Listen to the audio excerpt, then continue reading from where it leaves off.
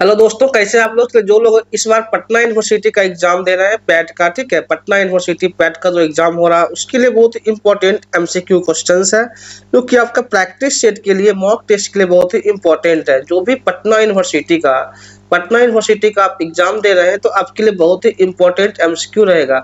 इससे पहले भी हम आपको पाटलिपुत्रा यूनिवर्सिटी या एलएन मिथिला यूनिवर्सिटी का एमसीक्यू करवाए थे पेपर 1 का, जो कि अच्छा खासा क्वेश्चंस आया एग्जाम में और सिलेक्शन भी हुआ। उसी के बेस पर आज हम फिर आप लोगों के लिए आज से पटना यूनिवर्सिटी का जो 16 तारीख को एग्जाम है उसके लिए हम एमसीक्यू ला रहे हैं, और वह एमसीक्यू जो है आपके लिए बहुत ही इंपॉर्टेंट रहेगा। चलिए बिना टाइम वेस्ट किए होने की पटना यूनिवर्सिटी के जितने भी कैंडिडेट्स हैं उनके लिए बहुत ही इंपॉर्टेंट पेपर 1 का एमसीक्यू है। क्या है ये भाई? आपका ये पेपर 1 है जो आपके लिए बहुत ही इंपॉर्टेंट है। जो भी पटना यूनिवर्सिटी का इस बार 16 तारीख को एग्जाम दे रहे हैं, अगर आप लोग का रहेगा तो मैं ये सीरीज जो है कंटिन्यू एग्जाम तक कर दूंगा, जो कि आप लोग के लिए पेपर 1 में कम से कम 50 में से 40 क्वेश्चन आप कर सकते हैं अगर प्रॉपर क्लास करते हैं तो। चलिए क्वेश्चन 1 का हम शुरू करते हैं। क्वेश्चन 1 क्या आपका, which of the following best represents memory level of teaching. मतलब इसमें कह रहा है कि आप ये बताएं कि मेमोरी लेवल टीचिंग का सबसे बेस्ट रिप्रेजेंट क्या है, सबसे मतलब अच्छा क्या दर्शाता है स्मृति शिक्षण, वो आपको यहाँ बताना है। देखिए मेमोरी लेवल में सिर्फ रूट लर्निंग एंड रिपीटेशन, सिर्फ बच्चे को रटाना होता है, रटा करके पढ़ाना होता है, वही आपका क्या होता है मेमोरी लेवल टीचिंग होता है। और मेमोरी लेवल हो गया, और उसके बाद क्या होता है अंडरस्टैंडिंग लेवल होता है, अंडरस्टैंडिंग के बाद क्या होता है आपका रिफ्लेक्टिव लेवल होता है। तो अलग अलग टाइप के तीनों दो टीचिंग का मेथड्स होता है, ठीक है। मेमोरी लेवल आंसर क्यों होगा? हाँ, यहाँ एक खास बात है कि आपको पूरे क्वेश्चंस का एक्सप्लेनेशन भी देंगे विथ आंसर के साथ, एक्सप्लेन के साथ। ये यहाँ मेरा खासियत है इस चैनल का कि आपको प्रॉपर वे में सब कुछ मिलेगा। चलिए मेमोरी लेवल टीचिंग जो होता है focus on recall and recognition करता है, फोकस करता है रिकॉल पे, याद करने पे, ठीक है। It trains student to memorise fact, जो फैक्ट है उससे याद करें, definitions and formulae, although the limited in higher education in form base for learning. जब आप आगे पढ़ने जाते हो तो क्या होता है आपको ये बेस बनता है कि आप बच्चे में जो याद किए हैं उसको हायर एजुकेशन में आप यूज करते हैं। स्मृति स्तर शिक्षण केवल याद रखने या पुनरावृत्ति पर केंद्रित होता है। इससे विद्यार्थी तथ्यों, परिभाषाओं, सूत्रों को याद करते हैं। यह उस शिक्षा में सीमित परंतु बुनियादी स्तर पर महत्वपूर्ण है, सीमित है, लेकिन जब हायर एजुकेशन में जाते हैं तो बहुत महत्वपूर्ण हो जाता है। यही आपका टीचिंग मेमोरी लेवल टीचिंग कहलाता है। चलिए आगे बढ़ते हैं।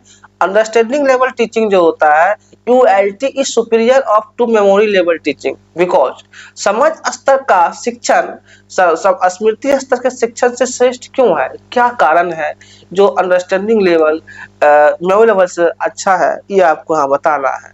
देखिए इट अवॉइड कॉन्सेप्ट बिल्डिंग, यह अवधारणा को निर्माण को टालता है।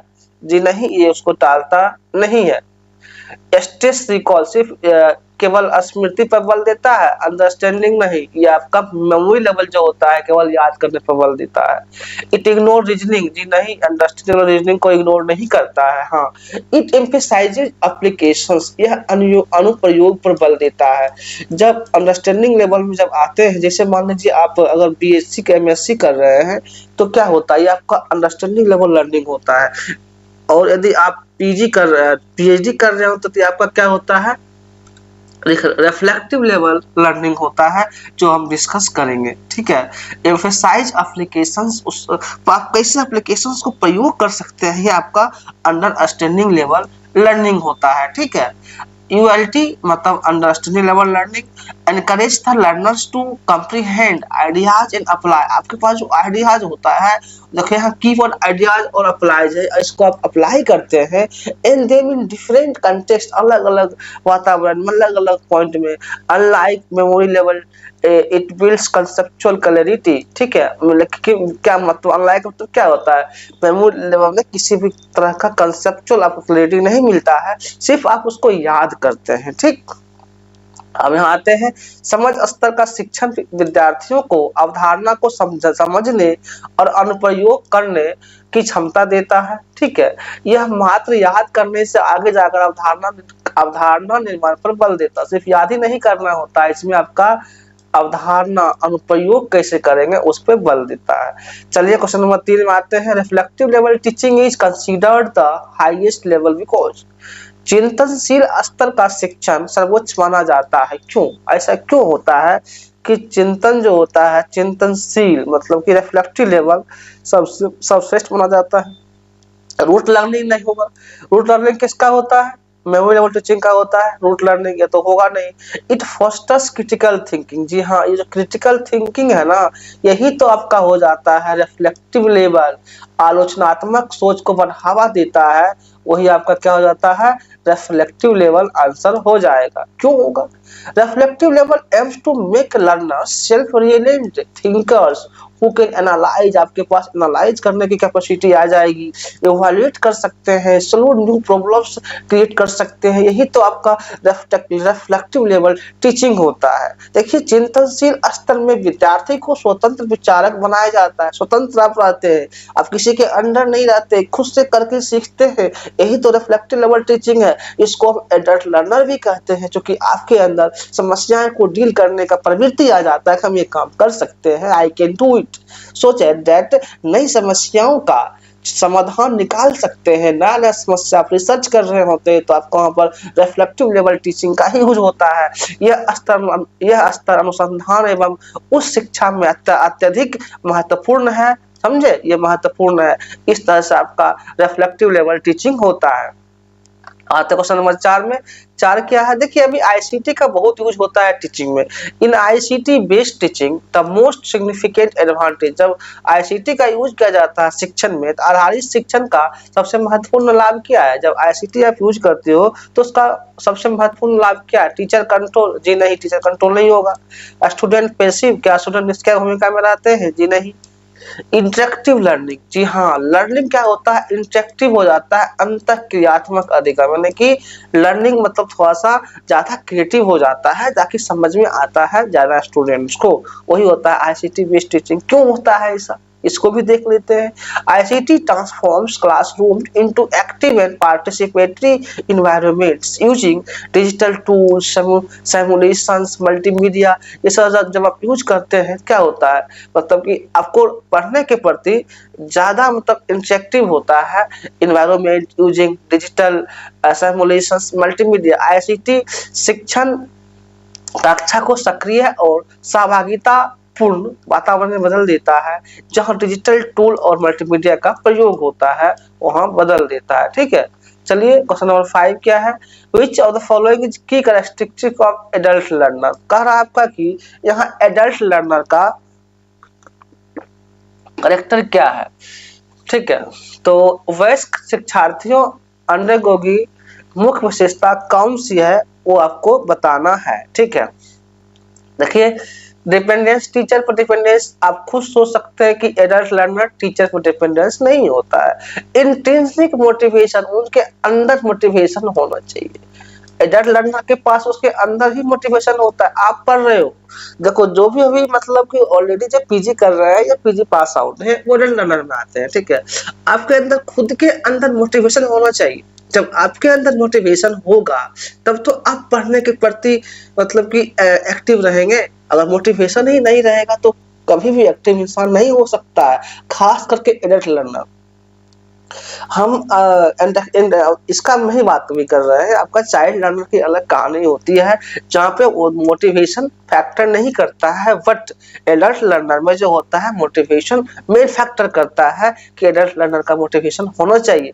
अगर मोटिवेशन नहीं होता है तो वहाँ पर पढ़ाई कहीं ना कहीं डिफेक्ट होगा, यानी कि लेक ऑफ एक्सपीरियंस, अनुभव की कमी। जी नहीं, पैसिव लर्निंग नहीं होता है, एक्टिव लर्निंग होता है। क्योंकि खुद से करते हैं तो लर्निंग एक्टिव हो जाता है। ठीक है, एडल्ट ब्रिंग प्रायर एक्सपीरियंस, पहले से एक्सपीरियंस भी होता है। सेल्फ डायरेक्शन, खुद से डायरेक्शन लेते हैं। इंटरनल मोटिवेशंस टू लर्निंग, यानी कि वयस्क विद्यार्थी अपने जीवन अनुभव, आत्मनिर्देशन आंतरिक प्रेरणा के आधार पर सीखते हैं। अब आते हैं question number 6, child learner differ from the adult learner. जो चाइल्ड लर्नर होता है, बाल शिक्षार्थी वयस्क और शिक्षार्थियों को भिन्न है। क्यों भिन्न है, इस चीज का डिस्कस करना है। They are self motivated, child learners differ from adult learner, ठीक है। They are rely on external motivation, वे बाहरी दुनिया से मोटिवेट होते हैं, ठीक है। ये आपको हो जाएगा दे रिले ऑन एक्सटर्नल मोटिवेशन, ठीक है। यानी कि children usually the need guidance reward for motivations unlike adult who self motivated. क्योंकि एडल्ट क्या होता है, खुद से मोटिवेट होता है, और बच्चे को जो होता क्या होता है, उसको बाहर से मोटिवेशन देना होता है। The relay on external motivation is called, क्या होगा आपका, मतलब कि चाइल्ड लर्नर्स। बच्चे को प्रेरणा के लिए प्रायः मार्गदर्शन और पुरस्कार की आवश्यकता होती है। क्या होती है, मार्गदर्शन और पुरस्कार की आवश्यकता होती है, जबकि वयस्क स्वयं प्रेरित होते हैं, उनको खुद को मोटिवेट रखना होता है, ठीक। अब आता है question number 7, a healthy classroom environment require, एक स्वस्थ कक्षा वातावरण के लिए आवश्यक है। जो स्वस्थ कक्षा है वातावरण के लिए क्या आवश्यक है, ये आपको बताना है यहाँ पे। तो रिजिड जी नहीं, कठोर अनुशासन तो होना ही नहीं चाहिए। फिजिकल इंफ्रास्ट्रक्चर से ऐसा नहीं है कि वातावरण क्लासरूम का सही हो जाए। म्यूचुअल रेस्पेक्ट एंड ओपननेस, जी हाँ, परस्पर सम्मान और खुलापन रहेगा तो क्लास का वातावरण अच्छा हो सकता नहीं होता है, ठीक है। यानी कि टीचर सेंटर कंट्रोल, जी नहीं, ये नहीं होगा। यानी classroom learning flourishes where there is respect, open communications and psychological safety। कक्षा में अधिगम तभी फलता फूलता है जहां सम्मान, खुला संवाद और मनोवैज्ञानिक सुरक्षा हो, वहां बेटर होता है, ठीक। क्वेश्चन नंबर 8 की ओर बढ़ते हैं। Which teaching level is closest to problem solving, कौन सा शिक्षण स्तर पर समस्या समाधान शोध के सबसे निकट है, वो आपको बताना है, ठीक है। देखिए, समस्या समाधान इससे पहले भी आप पढ़े थे, हम ऑलरेडी अभी डिस्कस कर चुके हैं। आपके पास 3 teaching methods, memory level, understanding level और रिफ्लेक्टिव लेवल, ठीक है। जहां पे आपका प्रॉब्लम सॉल्विंग आएगा वहां रिफ्लेक्टिव लेवल होगा। अगर आप पढ़ रहे होते तो खुद आपको अगर लेक्चर करेंगे, मेरा प्रीवियस लेक्चर भी, प्रीवियस ईयर क्वेश्चंस भी अपलोडेड है।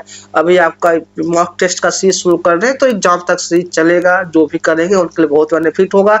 तो देखिए, हम आपको क्वेश्चन के थ्रू इसमें कंसेप्ट दे रहे हैं, ठीक। चलिए आगे बढ़ते हैं। Research and inquiry demand critical reflections making reflective level most relevant. जो रिफ्लेक्टिव लेवल क्या होता है, आप उस चीज को सोचते हैं, सोच के करते हैं, क्रिटिकल थिंकिंग डेवलपमेंट करते हैं, यही तो आपका रिफ्लेक्टिव लेवल होता है। शोध और जिज्ञासा क्या है, शोध और जिज्ञासा में आलोचनात्मक चिंतन आवश्यक होता है, अतः चिंतनशील सर्वाधिक उपयुक्त है, ठीक है। अब नेक्स्ट आता है क्वेश्चन नंबर 9 में, the main drawback of ICT in teaching. शिक्षण में आईसीटी की मुख्य कमी क्या है, आपको यहाँ कमी बताना है। तो limited access for all students, ठीक है, सभी छात्रों के लिए सीमित पहुंच, लैक ऑफ नहीं होगा आपका, नो मल्टीमीडिया ये नहीं होगा, एक्सेसिव टीचर डोमेंट ये नहीं होगा। हाँ, लिमिटेड क्या होगा आपका answer, limited access for all students, सभी छात्रों के लिए सीमित पहुंच, द राइट आंसर। क्यों होगा, क्योंकि digital divide make ICT inaccessible to economically weaker students. Digital विभाजन जो होता है आईसीटी को आर्थिक रूप से कमजोर छात्रों के लिए अनुपलब्ध बना देता है, लेकिन सबके लिए सुविधा तो ही रहता है। ऐसे मान लीजिए किसी को लैपटॉप लेना है तो लैपटॉप हर स्टूडेंट्स के कैपेसिटी ऑफ में नहीं आ सकता है, इसलिए थोड़ा ड्रॉबैक हो जाता है आईसीटी के लिए कि अब जिसके पास मतलब कि इकोनॉमिक वीकर सेक्शन, जो गरीब स्टूडेंट्स है वो लैपटॉप नहीं खरीद सकते। ये क्या है, ड्रॉबैक है, यही ड्रॉबैक होता है आपका टीच आईसीटी का।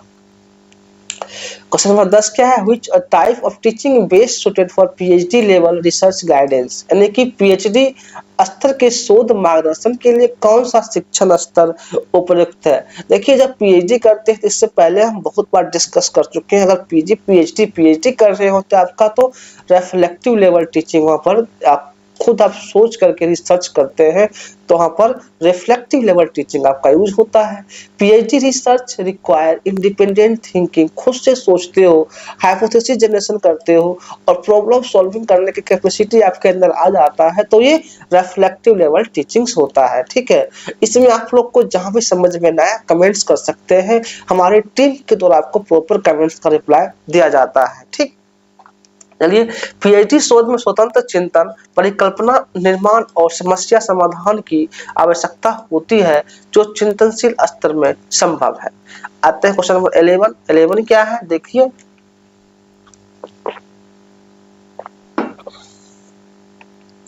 which क्या है, which factor most influences adult learner engagement, यानी कि वयस्क शिक्षार्थियों की सहभागिता को सबसे अधिक प्रभावित करने वाला कारक कौन सा है। जो वयस्क शिक्षक है उसको प्रभावित करने वाला कारक कौन सा है। करिकुलम डिजाइन, जी नहीं। एक्सटेंसिव रिवार्ड्स, नहीं होगा। पीर प्रेशर, सहपाठी दबाव के कारण क्या इफेक्ट करेगा, एडल्ट लर्नर नहीं करेगा। रिलेवेंस टू रियल लाइफ, ये रियल लाइफ से अगर रिलेवेंस कर दिया जाए तो ये प्रभाव कर सकता है, करता है। ठीक है, क्यों होगा ऐसा।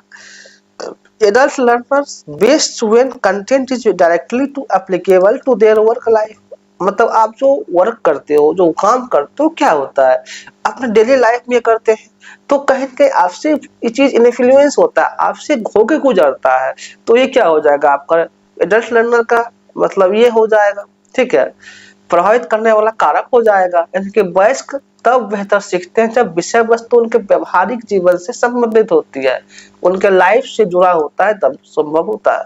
Question number 12, in a child centred classroom the teacher acted, यानी कि बाल केंद्रित कक्षा में शिक्षक की भूमिका क्या होती है। बाल केंद्रित जो बच्चों को सिखाया जाता है उसमें टीचर की भूमिका क्या होती है। टीचर एक फैसिलिटेटर होते हैं, क्या होते हैं, फैसिलिटेटर, सहायक की भूमिका निभाते हैं। ठीक है, यानी कि modern pedagogy emphasises the teachers as a guidance the facilitator rather than a controller, आधुनिक कक्षा में शिक्षक जो होते हैं सहायक मार्गदर्शक की भूमिका निभाता है, न कि नियंत्रक की। सिर्फ सहायक आप बच्चों को हेल्प करते हैं कि बच्चों सीखने के लिए उसको मतलब बच्चा सीखता है तो क्या आप उसको हेल्प करेंगे, बच्चे को होता है फैसिलिटेटर होंगे, सहायक होंगे, टीचर यहाँ पे सहायक का काम करता है। ठीक है, जैसे अभी आपको मान लीजिए क्वेश्चन ही बता रहे हैं चाइल्ड सेंटर्ड क्लासरूम टीचर क्या होता है, तो हम जो एक्सप्लेन कर रहे हैं वो आपको कहीं ना कहीं पीएचडी एंट्रेंस में नेट के एग्जाम में क्वेश्चन आएगा तो आप कर सकते हैं। ये क्या, हम एक फैसिलिटेटर हैं, आप उस चीज को नॉलेज को गेन कर रहे हैं, तो इस तरह से बातें को समझना होता है। ठीक है, टीचिंग मेथड्स में, और समझ जाते हैं तो 50 में से 40 क्वेश्चन तो कर ही लेंगे। 80 नंबर समझिए, 100 नंबर मार्क्स का यही रहता है, 50 क्वेश्चन प्रत्येक मार्क्स 2 मार्क्स का होता है, तो आपके लिए बेटर रहेगा। चलिए नेक्स्ट आगे बढ़ते हैं। क्वेश्चन नंबर 13 क्या है, which teaching method is most effective in ICT, कक्षाओं में कौन सी शिक्षण पद्धति सबसे प्रभावी है वो आपको बताना है। ठीक है, देखिए मिश्रित अधिगम जो होता है, यहाँ हम ज्यादा ऑप्शन को नहीं करेंगे, मिश्रित अधिगम जो होता है आपका बहुत ही प्रभावी होता है। ब्लेंडेड लर्निंग क्यों होता है, ब्लेंडेड लर्निंग जो होता है combined to face and online method, ये जो होता है फेस टू फेस जब टीचिंग होता है तो बच्चे के अंदर जो भी क्वेश्चंस है वो टीचर से क्वेश्चन पूछ सकता है। ठीक है, अगर ऑनलाइन मेथड दो तरफा बातें होती है तो टीचिंग अच्छा हो सकता है। Balancing human and digital strength, यानी कि मिश्रित अधिगम में ऑफलाइन और ऑनलाइन दोनों का उपयोग होता है जिससे दोनों की खूबियां मिलती है, जो भी परेशानियां हैं खूबियां हैं मिलती है। 14 नंबर क्वेश्चन में आते हैं, which type of research focus on solving immediate classroom और field problems, यानी कि किस प्रकार का शोध जो कक्षा क्षेत्र की तात्कालिक समस्याओं को हल करने पर केंद्रित होता है, जो तो उसको हल कर दिया जाता है। तो आपका फंडामेंटल रिसर्च क्या होता है, ये आपको ऑलरेडी हम पहले भी डिस्कस किए हैं लेक्चर्स में, आप देख सकते हैं प्रीवियस वीडियो में। ठीक है, जो आपका फंडामेंटल स्टार्टिंग रिसर्च होता है जो आप करने को सोचते हैं, फंडामेंटल अप्लाइड जो प्रॉब्लम को अप्लाई करते हैं। ठीक है, अगर इमीडिएट करना होगा जहाँ इमीडिएट वर्ड आएगा आपको वहाँ एक्शन रिसर्च होगा, याद रखेंगे improvement word, immediate word action research के लिए होता है। ठीक है, action research is conducted by teachers और प्रैक्टिशनर, जो टीचर प्रैक्टिशनर होते हैं वो एक्शन रिसर्च को लेते हैं जिसमें सॉल्व इमीडिएट प्रॉब्लम सॉल्व होता है, लोकल प्रॉब्लम हो, प्रैक्टिकल प्रॉब्लम्स हो, इम्प्रूविंग टीचिंग हो, ये सब कीवर्ड्स है जो इम्पोर्टेंट है। मेथड्स इन क्लासरूम हो, it is participatory problem solving, oriented and improvement focused, ये सब के सब जितने भी वर्ड्स हैं ये सारा एक्शन रिसर्च के पार्ट्स हैं। ठीक है, यानी कि हिंदी वाले के भी दिक्कत नहीं होगा। क्या है यहाँ पर, यानी कि व्यवहार क्रियात्मक अनुसंधान में शिक्षक या व्यवहारकर्ता द्वारा तत्कालिक, स्थानीय और व्यवहारिक समस्याओं को हल करने हेतु किया जाता है। जैसे कक्षा में शिक्षण पद्धति सुधारना, इसका उद्देश्य थ्योरी निर्माण नहीं बल्कि इमीडिएट इम्प्रूवमेंट होता है। ठीक है, अब आते हैं अप्लाइड रिसर्च जो होता है। Applied research differ from fundamental research because, यानी कि अप्लाइड रिसर्च फंडामेंटल रिसर्च से डिफर क्यों होता है, क्यों अलग होता है, इस चीज को बताना है। देखिए एक्चुअली इसमें क्या होता है, एड्रेस प्रैक्टिकल एप्लीकेशंस, व्यवहारिक अनुप्रयोग को संबोधित करता है। अप्लाइड रिसर्च इसीलिए फंडामेंटल रिसर्च से क्या होता है, डिफरेंट होता है। फंडामेंटल रिसर्च डेवलप थ्योरीज, इससे पहले डिस्कस किए कि फंडामेंटल जो होता है ना, थ्योरी और प्रिंसिपल डेवलप करता है, cognitive learning theory, while applied research जो होता है those principles to solve the real world issue, जो अभी समस्याएं चल रही है वो रियल वर्ल्ड इशू जो मतलब कि अभी का जो समस्या है सोल्व होगा। जैसे बोले कोरोना वायरस आया, तो कोरोना वायरस को सोल्व करने के लिए यहाँ क्या होगा, आपका अप्लाइड रिसर्च होगा। अप्लाइड रिसर्च होगा यानी कि how to improve exam preparations using mnemonics. अगर आप मान लीजिए कोई ट्रिक याद करते हैं तो क्या होगा, अप्लाइड रिसर्च होगा। फंडामेंटल रिसर्च नॉलेज और नॉलेज इससे, अप्लाइड रिसर्च और नॉलेज प्रैक्टिकल यूज, यानी कि अप्लाइड रिसर्च जो होता है आपका, जो प्रैक्टिकल नॉलेज होता है वो अप्लाइड रिसर्च में होता है। ठीक, मौलिक अनुसंधान सैद्धांतिक ज्ञान निर्माण पर केंद्रित है, जबकि अनुप्रयुक्त अनुसंधान उसी ज्ञान का उपयोग व्यवहारिक और समस्या को हल करने में करता है। इस तरह से चलिए सेक्शन नंबर क्वेश्चन में आते हैं। Which research involve manipulations of variables under control conditions, किस शोध में नियंत्रित परिस्थितियों में चर का हेरफेर किया जाता है। ठीक है, इधर उधर किया जाता है चर का हेरफेर, वो बताइए आपका। देखिए एक्सपेरिमेंटल रिसर्च में मैनिपुलेशन होता है, अगर आपको मैनिपुलेट करना होता है तो एक्सपेरिमेंटल रिसर्च में ही मैनिपुलेशन होता है, आप याद रखेंगे। अगर आप ये वर्ड याद रखेंगे तो आपका एग्जाम में काम हो जाएगा। ठीक है, मैनिपुलेशन है तो सीधा एक्सपेरिमेंटल आएगा, कंट्रोल कंडीशंस है सीधा एक्सपेरिमेंटल आएगा। इस पॉइंट को आप कीवर्ड्स है, मैं आपको कीवर्ड्स भी देता हूं ताकि एग्जाम में आपको कम टाइम में आप क्वेश्चन करके आगे निकल सकते हैं, जिससे आपका टाइम सेव होगा। ठीक है, एक्सपेरिमेंटल रिसर्च इतना कहानी पढ़ने की जरूरत भी नहीं होती है, आप शॉर्ट करके एग्जाम में क्वेश्चन करके निकल जाएंगे। चलिए एक्सपेरिमेंटल रिसर्च जो होता है मोस्ट स्पेसिफिक है type of research as manipulates independent variable to their effect on dependent variable under control settings. यानी कि एग्जांपल क्या है, comparing the lecture method versus activity based method in terms of the student environment. प्रायोगिक अनुसंधान में researcher जानबूझकर variables को manipulate करता है और उनके कारण प्रभाव कॉज इफेक्ट परीक्षण करता है। ठीक है, 17 नंबर क्वेश्चन आते हैं। डिडक्टिव रीजनिंग प्रोसीड, देखिए डिडक्टिव और इंडक्टिव इसका ट्रिक होता है। डीजीपी याद रखेंगे तो आपके लिए बहुत ही एग्जाम में काम देने वाला है, डीजीपी। ठीक है, दूसरा होता है आईपीजी। ठीक है, दूसरा होता है आपका आईपीजी। आईपीजी डीजीपी क्या होगा, डिडक्टिव होगा, जनरल से पार्टिकुलर हो जाएगा। आईपीजी क्या है, इंडक्टिव होगा, पार्टिकुलर टू जनरल होगा। यहाँ डिडक्टिव रीजनिंग है तो डीजीपी जनरल टू पार्टिकुलर कहाँ है, जनरल टू पार्टिकुलर। कितना आसान हो गया आपको क्वेश्चन बनाने में, बहुत ही आसान हो जाएगा जब दोनों ट्रिक आप याद रखेंगे एग्जाम में भी, तो आप बहुत कम टाइम में क्वेश्चन करके निकल सकते हैं। अब उसी को एक्सप्लेन यहाँ कर दिया है कि डिडक्टिव रीजनिंग क्या होता है, apply to general law principles और अराइव एट अ स्पेसिफिक, ठीक है, कंक्लूजन्स ऑल स्टूडेंट्स जो भी है। लेकिन आपका यहाँ जो ट्रिक है बहुत ही इंपॉर्टेंट ट्रिक है, ये कर लेंगे तो आपको पूरा टाइम एग्जाम में बचेगा। ठीक है, चलिए एक्सप्लेन इसको देख लीजिए। इंडक्टिव क्या है, मैं तो बताया अभी, इंडक्टिव है तो सीधा आईपीजी लिखे आप, आईपीजी। ठीक है, पार्टिकुलर क्या होगा, आईपीजी मतलब पार्टिकुलर टू जनरल हो जाएगा, पार्टिकुलर टू जनरल। ठीक करें, आगे बढ़े, करेक्ट आंसर है इंडक्टिव रीजनिंग बीइंग्स ठीक है। Inductive reasoning brings observations in with theory generalisation तब जाता है, इस तरह से आपका यहाँ पे एक्सप्लेन है, एक्सप्लेन देख सकते हैं। ठीक, चलिए नेक्स्ट नंबर क्वेश्चन आते हैं। Which research method collect data from a large population for the questionnaire into interview. कौन सा शोध प्रश्नावली साक्षात्कार के माध्यम से बड़े जनसंख्या डेटा एकत्रित करती है।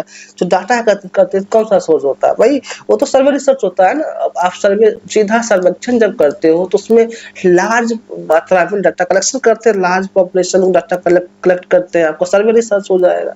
सर्वे रिसर्च एक्सपेरिमेंटल क्या होता है ऑलरेडी डिस्कस किए हुए हैं, हिस्टोरिकल डिस्कस किए हुए हैं, फंडामेंटल डिस्कस जस्ट किए हैं। ठीक है।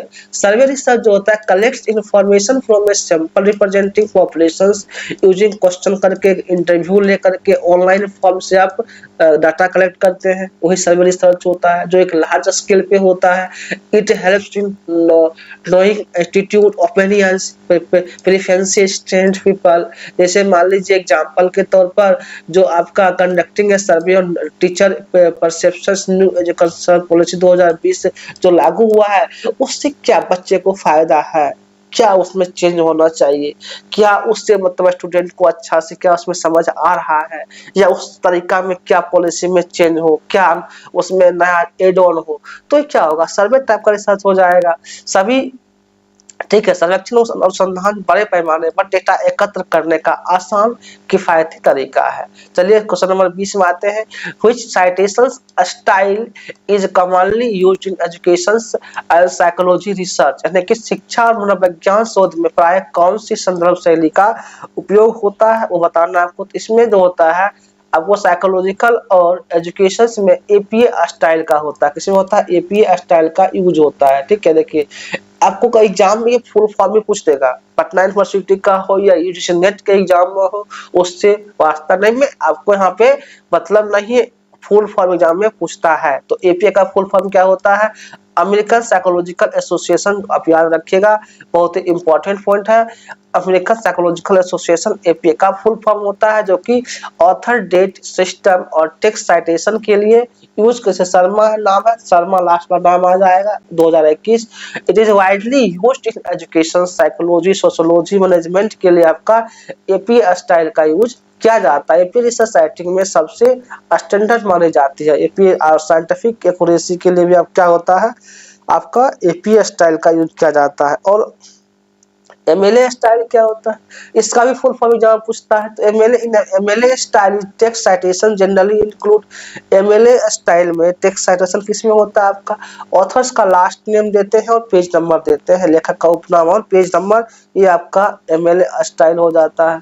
एमएलए का एग्जाम फुल फॉर्म पूछेगा तो मॉडर्न लैंग्वेज एसोसिएशन कर दीजिएगा, फुल फॉर्म होता है। In text citations look like Verma, जैसे वर्मा 45 है लास्ट नाम ले लेते हैं। द मीन्स सरनेम बना होता है यहाँ पे। इसका लिटरेचर्स आर्ट्स और ह्यूमैनिटी सब्जेक्ट में जो आर्ट्स के सब्जेक्ट्स होते हैं, ठीक है, ह्यूमैनिटीज के सब्जेक्ट होते हैं, उसमें एमएलए का यूज किया जाता है। ठीक, इस तरह दोनों हो गए आपका। आते हैं 22 number questions. Action research and applied research differ because. Action research applied research अलग क्यों है, ये क्वेश्चन है।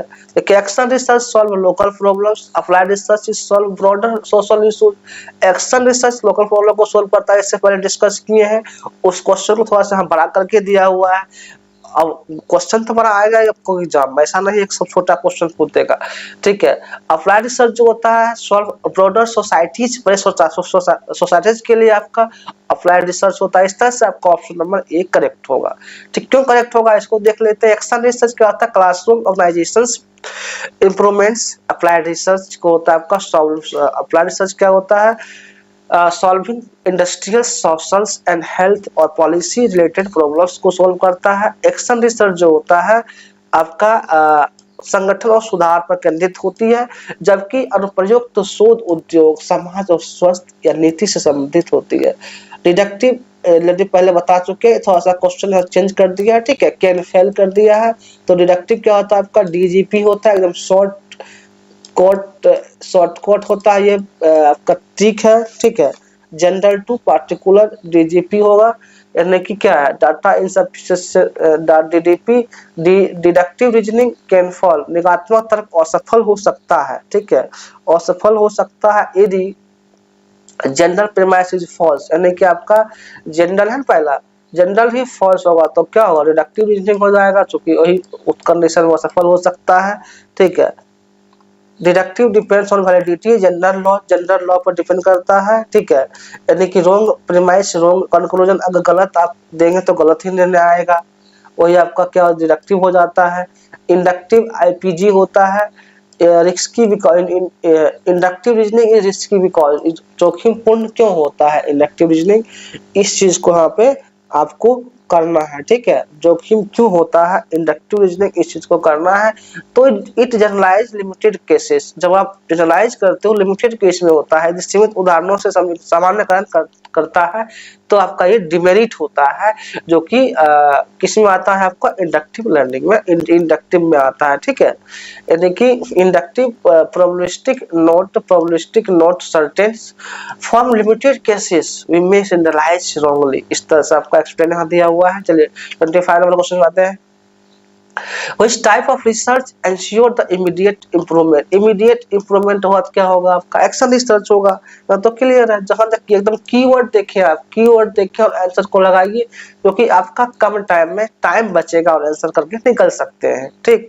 Action research is localise immediate, teachers notice problems, applies change, evaluate outcome. Action research जो होता है स्थानीय और त्वरित शिक्षण का समस्या पहचानता है और बदलाव और परिणाम देखता है, वो आपका एक्शन रिसर्च। अब कहेंगे सर्वे क्या होता, ऑलरेडी डिस्कस किए हुए हैं, अप्लाइड डिस्कस किया हुआ है, हिस्टोरिकल रिसर्च डिस्कस किया हुआ है, आप देख सकते हैं। चलिए 26 नंबर क्वेश्चन आते हैं। सर्वे रिसर्च इज हैज लिमिटेशंस, सर्वेक्षण शोध की एक सीमा है। तो आप जब सर्वे करते हो तो क्या होता है, एक सीमा होता है, उसके अंदर करना होता है। It can not manipulate variable, यहाँ पे जो होता है हेरफेर नहीं कर सकते हैं। हेरफेर किसमें होता है, आपका एक्सपेरिमेंटल रिसर्च में हेरफेर होता है, सर्वे रिसर्च में इधर उधर नहीं कर सकते हैं, कोई तरह का मैनिपुलेट नहीं कर सकते, ठीक है। Survey describe a measures but can not establish cause effect like experiment, इसमें कुछ भी इधर उधर नहीं कर सकते। सर्वेक्षण केवल वर्णन और मापन कर सकते हैं, कारण प्रभाव सिद्ध नहीं कर सकते, ठीक। क्वेश्चन 26 में आते हैं। व्हिच इज एजेंसियस कैरेक्टरिस्टिक ऑफ गुड थीसिस, एक अच्छी थीसिस की आवश्यक विशेषता कौन सी है, वो बताना है। देखिए लॉजिकल स्ट्रक्चर्स और साइंटिफिक मेथड, तार्किक संरचना और वैज्ञानिक पद्धति अपनाते हैं तो एक अच्छा थीसिस का पहचान होता है। क्वेश्चन नंबर बी राइट है, ठीक। यानी कि question number B, a thesis must be scientific होना चाहिए। Intro, review and methods, result, discussion, conclusion से सारा जब इंक्लूड करते हैं तो एक साइंटिफिक तरीका होता है जो कि बहुत ही इम्पोर्टेंट होता है, ठीक है। थीसिस को व्यवस्थित होना चाहिए, प्रस्तावना, समीक्षा, पद्धति, परिणाम, चर्चा, निष्कर्ष, ये सब जो होता है आपका एजेंशियल होता है गुड थीसिस के लिए, बहुत ही इम्पोर्टेंट कैरेक्टरिस्टिक होता है, ठीक। 28 नंबर क्वेश्चन में आते हैं। ए मेजर लिमिटेशन सर्वे रिसर्च का कुछ लिमिटेशन है, कुछ सीमा है, वो क्या है। सब्जेक्टिविटी, बायसेस, रेस्पॉन्सेस, उत्तरों में व्यक्तिपरक पक्षपात, इस सब्जेक्टिविटी जो होता है उसका सीमा है। सर्वे research is widely used for studying the large population, पे आप स्टडी करते हो। ऑफन फेसेस रेस्पॉन्स वाइसनेस, देखिए जब आप डाटा लार्ज लेवल पर कलेक्ट करते हैं तो वाइसनेस होता है, वहां पे वाइसनेस आता है। पीपल में गिव सोशली डिजायरेबल आंसर्स और में misunderstand questions, this affects validity को अफेक्ट करता है, ठीक है। अब जब लार्ज मात्रा में डाटा को कलेक्शन करते हो वहाँ क्या होता है, सब्जेक्टिविटी आएगा, कहीं न कहीं डाटा ज्यादा कलेक्ट होता है तो क्या होगा, मैनिपुलेशन होने के चांसेस रहेंगे। वाइसनेस आएगा, क्या आएगा, वाइसनेस आएगा, नॉट मैनिपुलेशन, वाइसनेस आता है, ठीक है। यानी कि सर्वेक्षण शोध जो होता है बड़े जन समूह का अध्ययन करने के लिए अधिक उपयोगी है, लेकिन इसमें अक्सर प्रतिक्रिया पक्षपात आ जाता है, ठीक है, पक्षपात। रेस्पॉन्स वाइज समस्या आती है, लोग सामाजिक रूप से वांछनीय उत्तर दे सकते हैं। किसी से प्रश्न कर रहे हैं, आपको गलत उत्तर दे देगा वो आदमी, तो आप गलत उत्तर को ही गलत उत्तर को ही आप मान सकते हैं। तो ये क्या है, ये वाइसनेस है, क्योंकि आप किसके मन में क्या चल रहा है ये डिसाइड नहीं कर सकते। जो कि आप सभी रिसर्च कर रहे हैं तो आपको जो उत्तर देगा वही उत्तर को आप कंसीडर करेंगे। एक पक्षपात हो सकता है, ये प्रश्न गलत समझ सकते हैं, इससे शोध की वैधता प्रभावित भी हो सकती है। जो आप रिसर्च करेंगे, अगर कोई आपको मान लीजिए गलत इंफॉर्मेशन देता है तो आपका जो रिसर्च है उसमें क्या होगा, पक्षपात आएगा। तो इसके लिए आपको अलग अलग वहाँ पे जहाँ सर्वे कर रहे होते हैं अलग अलग व्यक्ति से बात करना होता है, उसके बाद भी जानकारी गलत मिलता है तो ये तो पक्षपात होता है। ठीक है, ये आपका सर्वे रिसर्च का क्या है, लिमिटेशंस है। चलिए नेक्स्ट आते हैं। A thesis differs from a dissertation because thesis और शोध प्रबंधन में अंतर है। क्यों अंतर, क्या अंतर है थीसिस और इसमें अंतर क्या है? तो thesis is usually masters level, dissertation and doctorate level. Thesis तो सामान्यतः क्या होता है, मास्टर स्तर पर होती है, जबकि शोध डॉक्टर स्तर पर होती है। बात सही है, आपका ऑप्शन राइट हो जाएगा। क्यों राइट होगा, इसको भी देख लिया जाए। In many academic systems thesis refers to master's level work में होता है thesis, while the dissertations refers to PhD doctoral work. Both require the original contributions but dissertations demands the deep research। यानी कि डिसर्टेशन जो होता है आपको ये डीप रिसर्च, बहुत गहराई रिसर्च को ले जाता है। कई शैक्षणिक प्रणालियों में थीसिस मास्टर स्तर के कार्य को कहते हैं, जबकि डिसर्टेशन जो होता है पीएचडी डॉक्टरल स्तर का कार्य होता है। दोनों में मौलिक योगदान अपेक्षित होता है, लेकिन डॉक्टरल शोध अधिक गहराई और व्यापक की मांग करता है। ये आपका हो जाएगा ठीक आंसर। चलिए नेक्स्ट आते हैं। APS style emphasise, APS style किस शैली पर बल देती है? एपीएस स्टाइल ऑथर डेट और साइटेशन सिस्टम, ऑथर नेम और डेट और साइटेशन सिस्टम पर बल देती है। एपीए का ऑलरेडी फॉर्म हम इससे पहले भी डिस्कस किए हुए हैं कि फुल फॉर्म क्या होता है, आप इसको देख सकते हैं। चलिए एमएलए डिस्टिंक्ट बिकॉज, एमएलए किस शैली पर बल देती है? यहाँ पर अलग अलग फॉर चेंजिंग सिस्टम है। एमएलए जो होता है आपका it uses author page citation. यहाँ क्वेश्चंस आएगा एमएलए किस शैली पर होता है, तो ऑथर पेज साइटेशन पर आता है। एमएलए का फुल फॉर्म जो डिस्कस किया हुआ आप यहाँ देख सकते हैं। चलिए अब नेक्स्ट क्वेश्चन नंबर 32 आते हैं। Which is not a characteristic of experimental research, यानी कि इनमें से कौन सी प्रायोगिक शोध की विशेषता नहीं है वो बताना है। हाइपोथेसिस एक्सपेरिमेंटल में होता है, ठीक है। कौन नहीं है, नोट लिखा हुआ तो गलत चुनना है, ठीक है।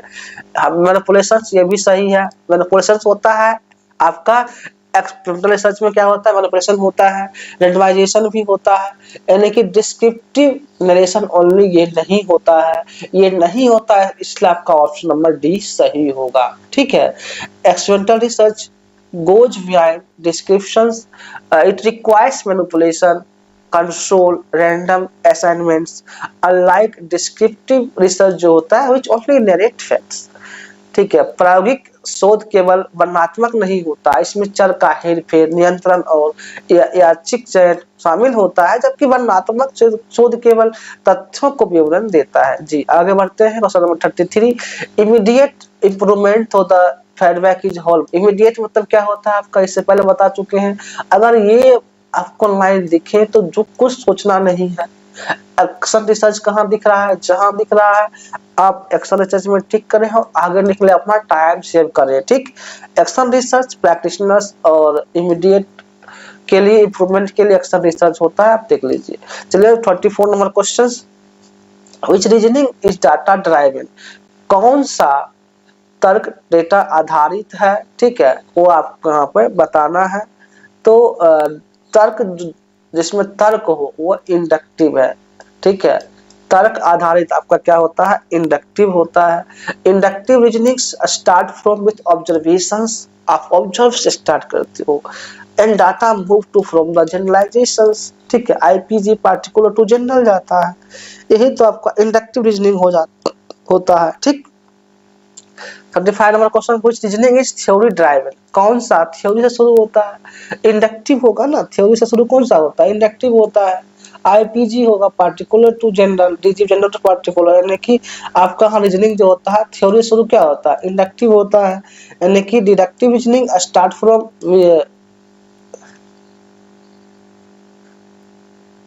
सही, यहाँ पर आपका क्या है, थ्योरी है ना, तो यहाँ आपका हो जाएगा डिडक्टिव, सॉरी यहाँ डिडक्टिव हो जाएगा डीजीपी, डिडक्टिव हो जाएगा आपका यहाँ पर, ठीक है। 34 का क्या इंडक्टिव सही है, यानी कि आपका रीजनिंग थ्योरी है तो जनरल टू पार्टिकुलर होगा डीजीपी, ठीक है। जी डीजीपी यहाँ पर हो जाएगा आपका जनरल टू पार्टिकुलर, डिडक्टिव हो जाएगा, क्या डिडक्टिव हो जाएगा, आईपीजी होगा इंडक्टिव, ठीक है।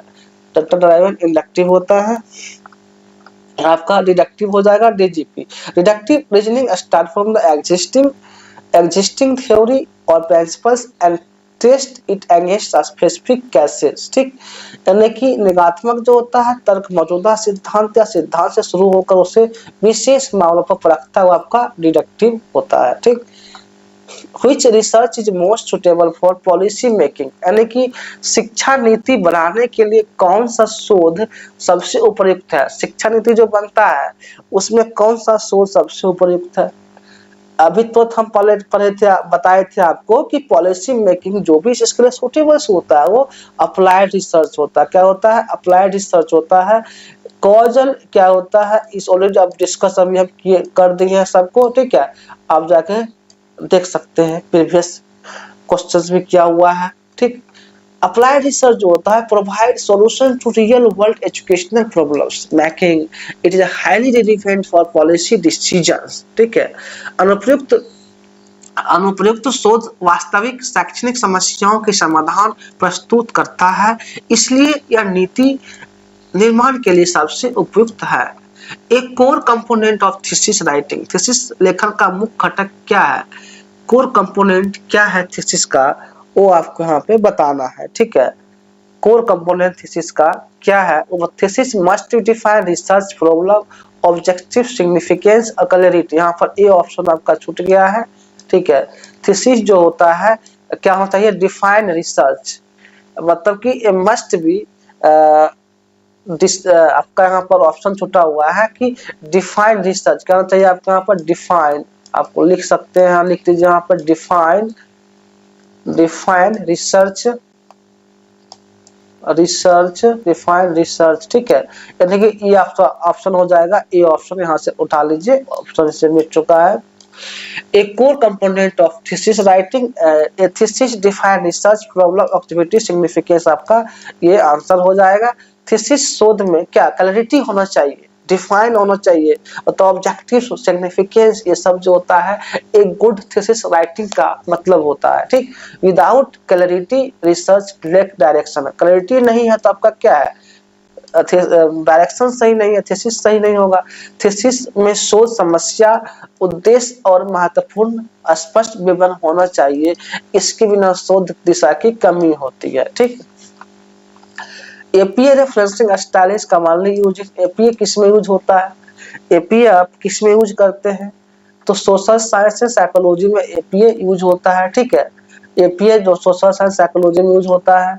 चलिए, MLA referencing style is generally followed by, MLA किसको फॉलो करता है, फुल फॉर्म बताया हुआ है, एमएलए जो होता है आर्ट्स ह्यूमैनिटीज को फॉलो करता है, full form English literature linguistically MLA का यूज होता है, ठीक है। एमएलए अंग्रेजी अध्ययन सांस्कृतिक के लिए एमएलए का यूज होता है। विच कॉम्बिनेशन इज करेक्ट, कौन सा संयोजन सही है, ये आपका बहुत इंपॉर्टेंट क्वेश्चन हो जाता है। देखिए यहाँ APA author date, MLA author page, ये आपका राइट हो जाता है, ठीक। APA style in text citations with authors plus year a sigma, जैसे शर्मा 2019, इस तरह से आपका एपीए स्टाइल का है। अब 41 number question, which of the following example of input device, इसमें से इनपुट डिवाइस कौन सा है वो बताना है, ठीक है। तो इनपुट डिवाइस कौन सा है, मॉनिटर क्या है, प्रिंटर क्या है, कीबोर्ड क्या है, मॉनिटर आउटपुट डिवाइस है, प्रिंटर आउटपुट डिवाइस है, कीबोर्ड आपका क्या है, इनपुट डिवाइस है, स्पीकर क्या है, आउटपुट डिवाइस है। यानी कि input device is used to enter data and instructions into a computer systems. A keyboard is the most common input device, as it allows to users to type letters, numbers, commands. In contrast, monitor and printer output device and the speakers produce output device. इस तरह से आपका explain दिया हुआ यहाँ देख सकते हैं। चलिए, which of the following output device कौन सा है, स्कैनर, प्रोजेक्टर, और स्कैनर आपका जो होता है आउटपुट डिवाइस होता है, ठीक है। आउटपुट डिवाइस क्या है, सॉरी इसमें क्या है, इनपुट डिवाइस पूछ रहा है, आउटपुट नहीं, इनपुट डिवाइस पूछ रहा है। तो इनपुट डिवाइस क्या होगा आपका, कीबोर्ड इनपुट डिवाइस होगा।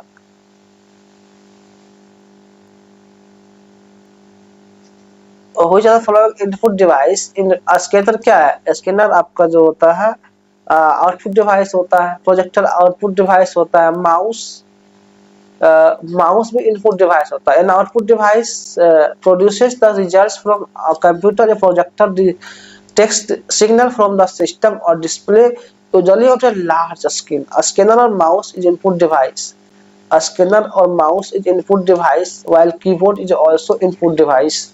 देखिए यहाँ पे जो होता है इनपुट डिवाइस आपका माउस भी इनपुट डिवाइस होगा, ठीक है, कीबोर्ड भी इनपुट डिवाइस होगा, स्कैनर भी इनपुट डिवाइस होगा, प्रोजेक्टर आउटपुट डिवाइस, यानी कि आपका यहाँ 3 ऑप्शन राइट होगा, ठीक है, ए बी और डी, ये तीनों राइट है, तीनों आपका डेफिनेशन हो गया इनपुट डिवाइस का, तीनों राइट है। चलिए आगे बढ़ते हैं। आउटपुट डिवाइस कंप्यूटर से परिणाम दिखाता है या उत्पन्न करता है, प्रोजेक्टर सिस्टम से डिजिटल सिग्नल लेकर उन्हें बड़े स्क्रीन या दृश्य रूप में प्रदर्शित करता है।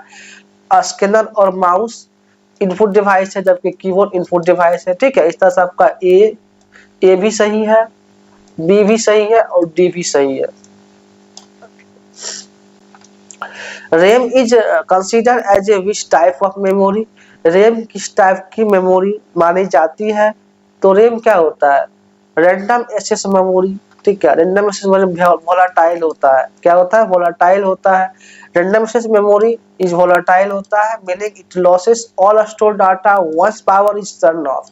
यदि सिस्टम काम अगर सिस्टम पे आप कर रहे होते हैं, अगर सिस्टम बंद हुआ तो डाटा भी चला जाएगा। ये रैम का होता है, रैंडम एक्सेस मेमोरी का, system switched data turn of.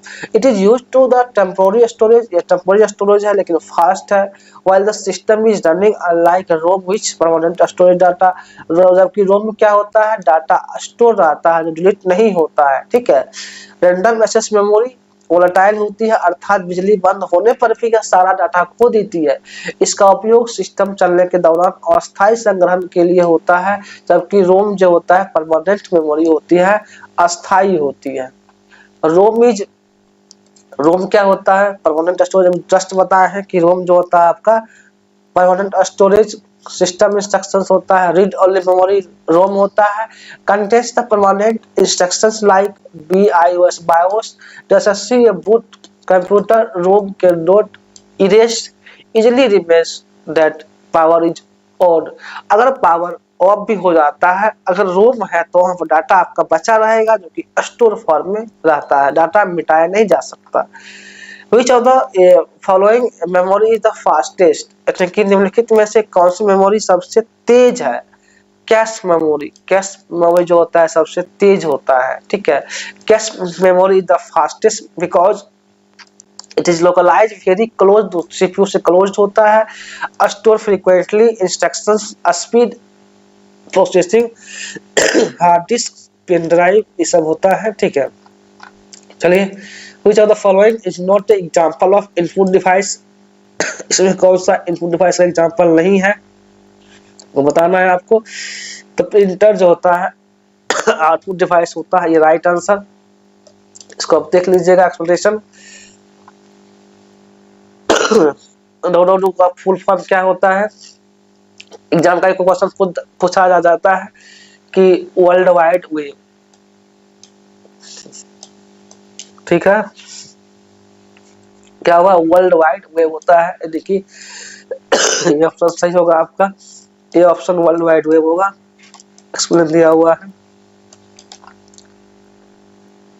40 question है, which protocol is used for the world wide web, देखिए वर्ल्ड वाइड वेब ब्राउजर करने के लिए कौन सा प्रोटोकॉल उपयोग होता है, HTTP होता है, ठीक है, एक्सप्लेन दिया हुआ है। थोड़ा सा प्रॉब्लम है खांसी का, वहां देख लेंगे, ठीक। 49 जो होता है, among the following is essential requirement of access to internet, यानी कि इंटरनेट एक्सेस करने के लिए कौन सी आवश्यकता होती है, आपका ब्राउजर होगा देख लेंगे इसको। 50 नंबर क्वेश्चन है, which of the following describe internet, ठीक है, इसका आपका बी होगा, इस तरह से देख लेंगे।